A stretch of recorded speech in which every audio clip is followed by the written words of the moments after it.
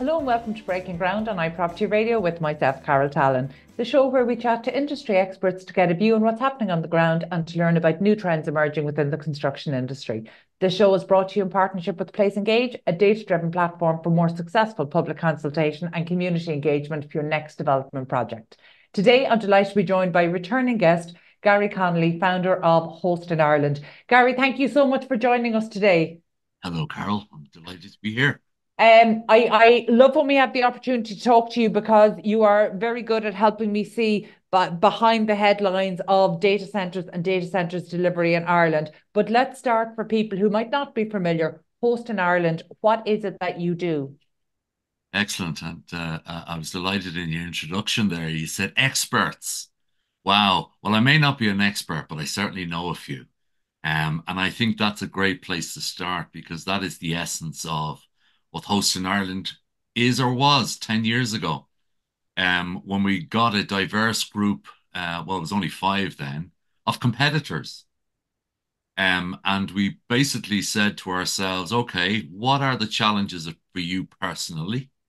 You probably don't know each other. You probably don't talk to each other. You probably don't share each other's woes and pains at a, not at a secret sauce level, just at a level where you can say, you having that problem as well? I'm having that problem as well. And suddenly, the old a problem shared, suddenly you don't feel like you're as crazy as you thought you were. So that whole concept of just getting bring people together in a room is very dynamic. And the energy that comes off people, I think we found that in COVID, didn't we? With that we had all these tools, and yet we didn't quite get the same impact from a meeting with someone because they were pixelated. But so that was the start, really, was to help people get together within the industry. We come to 2024 today, and we've 59 partners. But what's different is, and this is key, is and maybe the name actually is something that puts people slightly away from what the core essence is of Host in Ireland. It's as much now about the Irish as it is about Ireland. And what do I mean by that? If you look at sort of the data centers are only a part of a much, much wider digital infrastructure industry. So for those that maybe not so familiar, we could have called it Substation Ireland, and people would say Substation Ireland, and then because we know more about electricity, we know substation's only a part. Then you have cables, then you've got wall sockets, then you've got light bulbs, then you've got switches. So we have a better appreciation for electricity because we've lived it than maybe a data center. So what does it do? So that's why, as we've developed over the years, the cohorts have changed, the ecosystem has changed. So, whilst we had initially, say, five who were the top of the apex, all of the other sub cohorts, the designers, the builders, the operators, the suppliers, are part. So, in 2024, very much different, say, to 2014. By the way, we're 10 years old today. Happy Um, birthday. Thank you. Thank you. We're having a cake tonight. It's wonderful. Um, is that it's a community of Irish in Ireland, from Ireland, both multinational and local Indigenous Irish companies. And now we find ourselves, for instance, as an example, within the next month, I'm in London, Copenhagen, Frankfurt, North Virginia. Um, and it's not necessarily, I mean, let's be honest, if you don't know, Ireland is in play as a location for foreign direct investment and data and the centres. If you don't know that, then you've been living under a rock for the last 15 years. But what's less understood is the people, the companies, the Irish or international companies that are headquartered here who have learned building wafer fabrication units for Intel or building Pfizer and pharmaceutical, the skills that they have learned in advance even of something like a data center being invented were there, the core skills were there. And this is our time now to aggregate all of this 50 years of foreign direct investment learning with these companies, with those skills.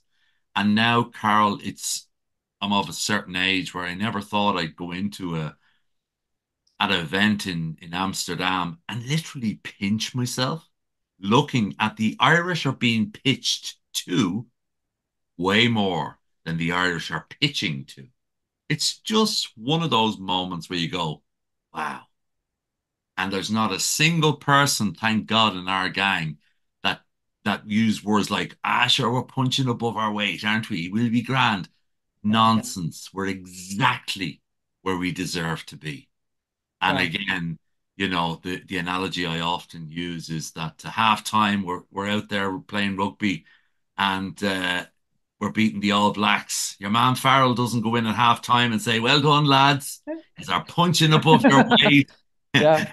No, you're absolutely right. And actually, I think really what you're epitomizing there is the expertise that you're pulling together. And, it's amazing what we've seen across construction over the last 15 years, particularly, was that move away from cycles of positive and good times and not so good times, where we saw construction expertise emigrate to now we're in a position where we're exporting our construction expertise. And you touched on FDI. That has been so huge and so transformative in Ireland over the past 50 years. But over the last 10 years, I think there have been question marks about our policy and is it moving in the right direction. And sometimes within Ireland, there can be a little bit of navel gazing and not understanding our place in capital markets around the world. So, given that you are traveling internationally, objectively, what is the reputation outside of Ireland around FDI, given maybe some of the political and some of the policy changes that we've seen over the past decade? There's many questions in there. I guess we'd start off first by saying that the Danish, the Nordics, Spain, Portugal, Greece, places like that, they see Ireland right now as their greatest salespeople because we seem to be rejecting a lot of data center projects. Therefore, they're not going anywhere, so they're going to go to some other place. The good news, as I said already, is that the Irish are actually building them. So we're actually getting a dividend of foreign direct investment. What would be our reputation? Well, it still will be very strong. Why? Because it takes a long time to build pedigree in anything. Now, I'm not saying that it doesn't take a short time to lose it as well. But still, you have to be mindful that we are still in a full employment situation in Ireland. We're unlikely to hit a recession. All these things being equal. Um, I like what you said there, and if correctly, navel gazing. Today is not the time to be celebrating. Today is the time to be planning because when you look at, and I went for a walk around a reservoir recently, there was massive objections to the reservoirs and in and around Dublin because they had to flood dams and stuff. They had to flood lakes in Blessington, etc. But actually, it was needed. Why? They needed to take that proactive view because our Dublin, in this case, population was growing. People didn't want their children dying of common diseases, all that type of stuff. It took someone very strong to go and make the conviction to go and say, we need to dam Blessington Lake for the growth in Dublin. Yeah. And it happened. And Mm-hmm. now, if you told somebody now that in the 50s there were objections on the roads to all of that happening, and even closer, and this I'll come on to the data center stuff, even closer, if you recall the national roads in Ireland being upgraded with the European Social Fund money. Again, there were such objections, just fundamental. We don't need them. We don't want them. We can't have them. And now in 2024, I live here in Wicklow. If you told someone that we were taking the N11 away, they'd say, well, how am I getting to Wexford in 40 minutes? And how do I Mm-hmm. get in and out of Arklow in 15 minutes? And how do I? So change is not easy. Change is hard, but change needs planning. And change needs people that sit down from both sides of the equation. The entrepreneurs who are more on our side should always be ahead of policy. That's just the way of things. Mm-hmm. Otherwise, we'd still probably be cracking rocks in caves somewhere. So at some stage, some lad got out and said, "Eh, I want my own cave. Eh, I want my own land. I want, that in it, that has to Yeah. drive and drive and drive. Ireland has still a very strong reputation. But I'd also say to you, and let's not forget this, the Irish have a wonderful reputation. I don't know if I'm allowed to say it on your show, but they get shit done. Yeah. Okay. It's a technical term that we carry in our portfolio. You won't learn it in Harvard. However, when we look at why the Irish are designing, building, and the most sought after groups in Europe, in EMEA, in MEA, and even as far as Asia, it's because of that we get stuff done. We Yeah. get stuff done. So then you ask, okay, that's great. Well, why can you not get stuff done in Ireland then? And then we start to look at, okay, well, if we're getting stuff done outside of Ireland at rates that really we've never experienced as an Irish group before, um, and the hunger, and to your point earlier, the hunger associated with seeing this 66 billion in digital infrastructure in Europe, 66 billion between now and 2028 opportunity means that a lot of companies that were subject to the cork on the wave in Ireland and just being in Ireland that goes up and down and up and Mm. down and up and down. Now they can spread the risk Yeah. and they can basically say, well, all these skills we have are the same skills that are needed. So let's not be afraid to bring and transpose those skills somewhere else, but not be subjected to, let's be honest, two massive dips in the last Yeah. short term. And therefore, that's why you start to see the hunger, the passion, the skills all over Europe. Ireland itself, you know, I select words carefully sometimes. And what I'd like to say about sort of the current challenges of Ireland and data centers is we are actually challenged by our own success. Can you explain that? Because I think you position it well when you say entrepreneurs need to be ahead of policy. And I think that we say, oh, we talk about the resilience of the industry all the time, whereas actually I don't believe that an industry should have to be resilient against bad policy. And I think that's what's happened at the moment. So I think, essentially being victims of our success just sounds very Irish. So can you explain what you Okay, mean in so this context? so thank you for asking those direct questions because it's important. So why do we have so many data centers in Ireland? That's probably a good place to start. Mm. We have so many data centers in Ireland because guess what? We were the center of the universe for software in the 90s. We were the number one exporter globally of software on floppy disks. Before that, we were the number one export of mainframes assembled by Amdahl and IBM on hard disks. So it's a simple evolution of the companies that established in Ireland, whether they were mainframes that became software developers, software development companies that became cloud-based companies. And if I could ask all your listeners, one thing to take away from this talk is the cloud is a data center. If you teach that to anybody, that's way past 99% of people. They Yeah. say, I love the cloud. It's so flexible. I have all my apps, but I really don't like data centers. The same thing. It's like saying I hate electricity. I love electricity, but I hate substations. The same analogy. So That was the conversation that happened right through COVID, and the irony of politicians resisting data centers was the yeah, fact that they were doing it via Zoom and Teams and yeah. communicating this via Twitter with no understanding of how that was happening. You're right, and I think if we're at that level with people that we've lost the battle already, if that makes sense. I think really what then we have to look at is okay, we get the fact, most people get the fact that digitalization and decarbonization are the two of the largest global megatrends right now. And where do those two global megatrends meet in a very tangible way is the data center, Mm. and they're not easy. Digitalization is not easy in its own right. Decarbonization isn't right in its own right. But let's just go back 1 second. So that's how we find ourselves right now. Since around about 2010, as everybody stopped using floppy disks and as the internet and the infrastructure started to grow, we were always given first refusal on these new innovation. Mm. First refusal on floppy disks, first refusal on hard disks, first refusal on the cloud.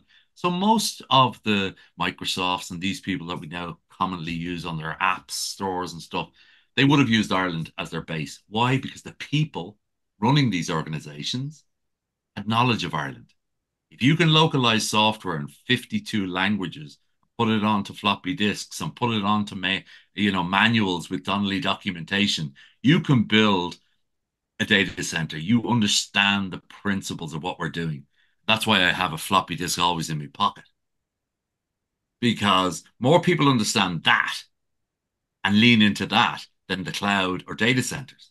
But Garry, that, hold on to it. That antique could be worth something to you well, it someday. might be. It might be. I might even have software on it. But so that's how we be, had ourselves in this situation where people said, okay, well, the next iteration of a CD-ROM is a data center. You guys in Ireland have been working with us for 35 years. Would you like to give this a crack? Well, the lads had already gone to America and already started to learn about it because people don't want to be out of work. And if Mm. the best way to not be out of work is to be part of the solution that's coming down your tracks, not resist what you're doing right now. So it also coincided, let's be blunt, it also coincided with one of the worst crashes in construction history in this country, 2008 to 2012, right? So the really good companies, the really companies that believe, look, we've got all the infrastructure. Why don't we change our mindset and start be inward and outward looking? Follow the projects. So now we arrive in 2024, as I said numerous times, where Louisville, Frankfurt, London, Amsterdam, Berlin, Athens, it's like Blanchardstown. It's like Blanchardstown. There are so many of the skills, not just the construction side, the sub-supply side. And you Yeah. go to factories up in Dun in the likes of Anord and these people, they have 4 to 5 years of packed order books as we move to a different phase of digital infrastructure where we're modularizing stuff, which is something close to your heart, where we're actually now starting to see, oh, I wonder what a Lego style approach works. And guess where we're doing a lot of the Lego style approach? Here in Ireland and exporting. Mhm. So I think that really where we have, and this is the challenge of success, is that because we were at the innovation side, let's call that the data side. The data side, we've got an explosion post-COVID and an even worse explosion now that AI has become sort of the common language in everybody's world and work. Um, and the demand in the world for data, and there is the number one thing. The Mhm. rain needs to be kept off it, so you need a center. Ireland was a first mover. We didn't equally plan. So we were very good on the innovation side. We've got all of the pedigree. We've got all of the people that can do it. But the parallel of, oh, we're going to need more electrons or electricity. They didn't keep up because one thing and another really, we didn't build out the infrastructure 10 years ago to support what we've got now. Yeah. So because we don't have that, the unknown was AI. Because AI has come, that's putting pressure on everybody, Yeah. every location. And it will be really fair to say, we can start picking different departments in Ireland that everywhere that is calling themselves a tier one location for hosting is having massive challenges with the supply of electrons. That's not the issue. The issue right now is that all the other places seem to have a clear plan. We don't.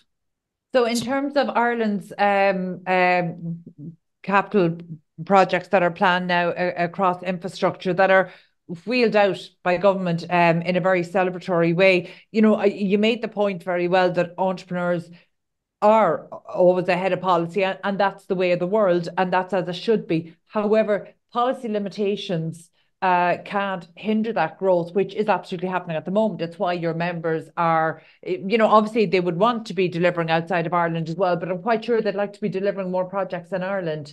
It's more than just not planning. We're allowing ourselves to be derailed, maybe in populist ways. And I think it's interesting coming into the political year that we're coming into. It feels like we need some real, not just political bravery, but we need some really clear communication, and the industry has to do a certain amount of this itself, because we're very good at speaking to each other, and we're not as good as at educating and bringing the general electorate along with us. And the general electorate are the people who are feeding into their local politicians right now, this week, this evening, on their Yeah. doorsteps. Yeah, and there's two things to pick up on. I joke about it regularly, but not too long ago, I was actually told by a policymaker, look, one of the reasons we're not overly getting on board this whole data center story and all the rest is because very soon we understand it'll be replaced by the cloud. Now, we might laugh and smile and we might have all that, but that's very real. Yeah. That's a very real challenge because your listeners may or may not, and I'll reiterate, know that the cloud is a data center. Yeah. You know, David Attenborough recently joined Instagram and had the first #1 of any day, 2.5 million people. Effectively, the headline was David Attenborough joins Instagram to save the planet. Now, let's take out Instagram and put David Attenborough joins a data center to save the planet. It's a very different view of it. And everybody, it's become like a great white shark, the word.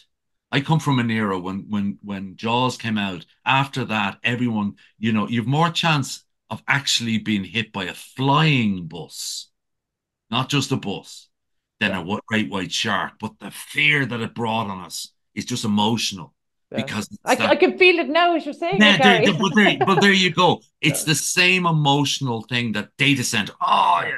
Yeah. Yeah, but then you throw in even to people that are very anti, well, cloud.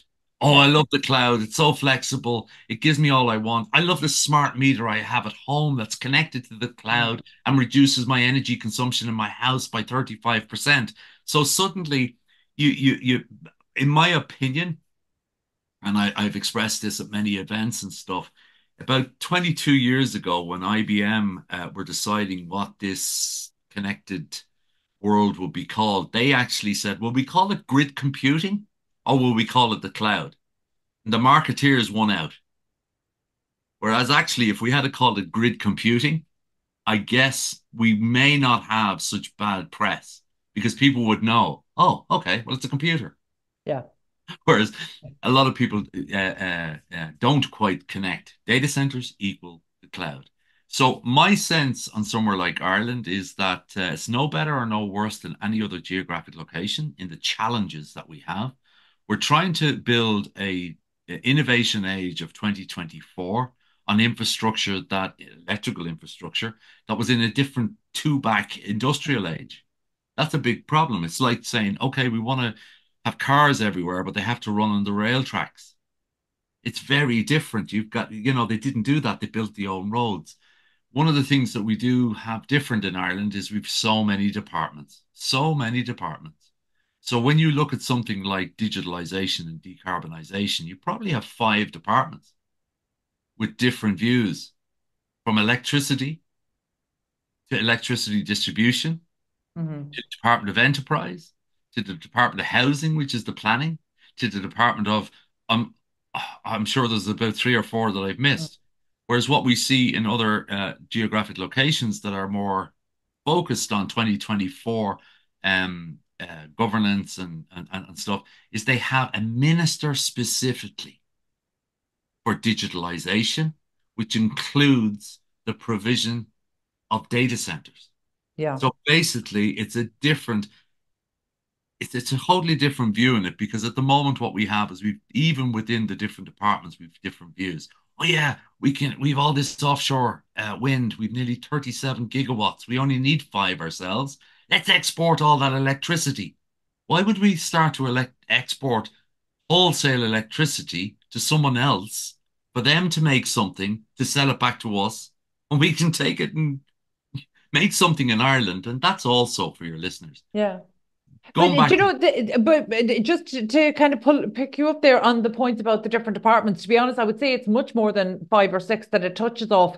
But actually, that's not an insolvable problem, So what we see, for example, is what we see across Europe. Just to kind of draw an analogy there, there's this concept that's emerging called rural proofing. So essentially, while we have our Minister for Rural Affairs, actually there's a rural proofing exercise that ought to be happening with every new policy that is implemented in Ireland, whereby there is a department that is looking at this through the lens of rural. So actually, this is something that could be done where, irrespective of the department, that actually we have a digital lens, understanding, as you rightly point out, that decarbonisation and digitalisation are the two mega trends of this generation. That actually, if we were to look at all policies through the lens of both decarbonisation, which I feel is actually happening, but maybe what we're not doing is looking at it through the lens of digitalisation. And then you're not dealing with any one department. You're actually getting a holistic view that actually is required to be able to shape policy and to put policy issues in context. So you're not pitting one department against another, which is And what's happening. isn't that true? And also, a lot of these mega trends, if I was to say to you that we have been having these same discussions in, on, and around Ireland for over 10 years now, Mm-hmm. okay? Um, what does that mean? It means that nothing gets done in infrastructure in one political cycle. What does that mean? You're going to get different ideologies popping in, unwinding all the previous policy to go and find a new policy. Something as important as electricity had it actually has an all island strategy, actually, including Northern Ireland. You had it planned well, you had it implemented well.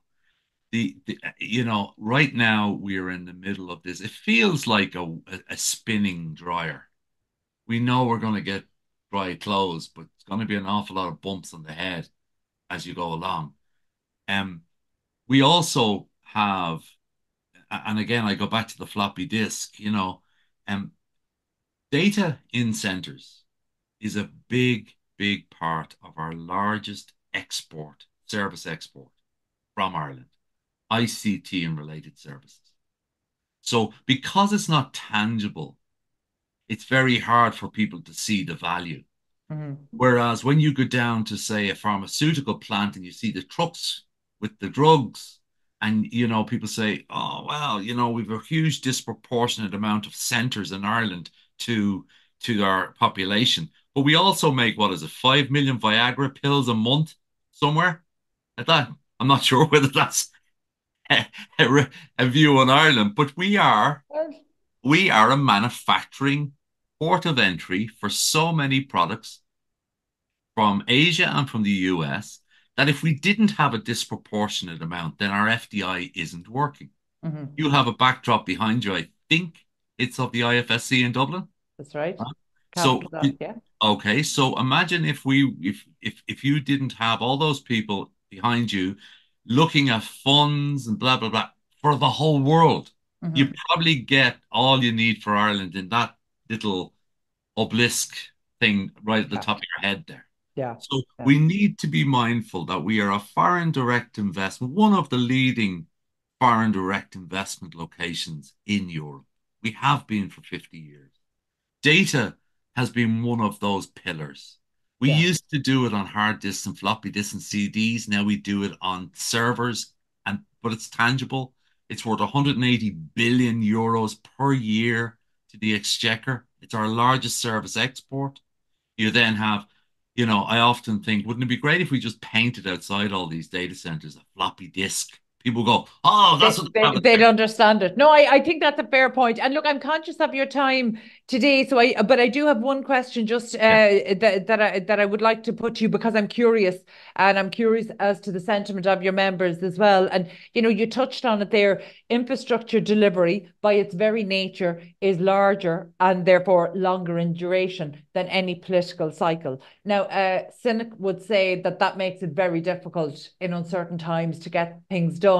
Now, knowing the political year that we're entering into, that there is likely to be some upheaval, how confident are you that what we have at the moment is a multi-party approach, that actually any political change is not going to almost reset the clock or set us back in terms of infrastructure delivery?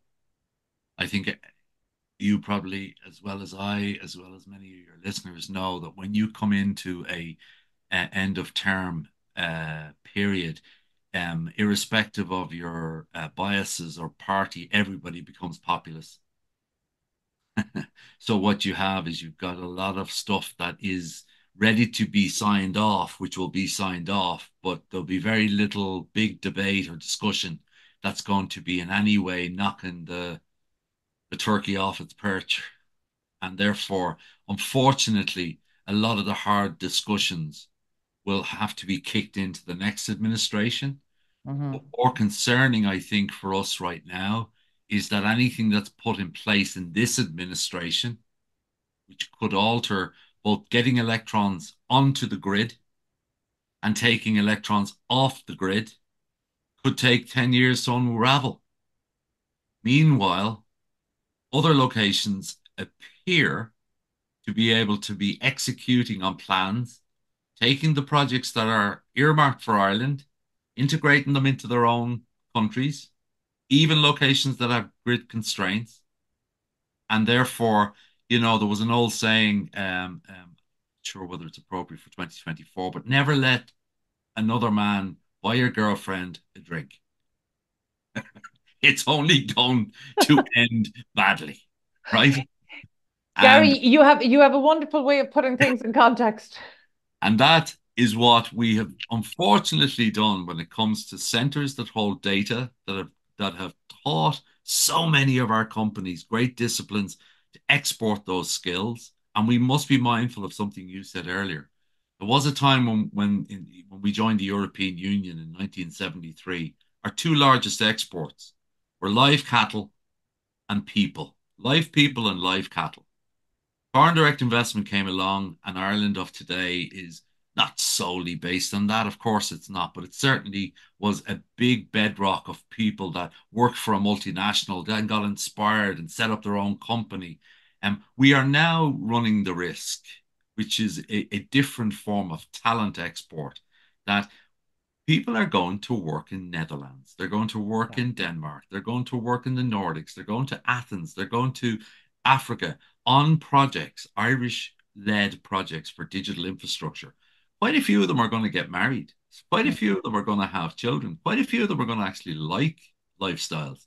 So Mm-hmm. the irony is that because of our inactivity on doing our best to keep this amazing talent here, those that detract and say they don't create many jobs are actually indirectly helping to export any jobs that Yeah. were.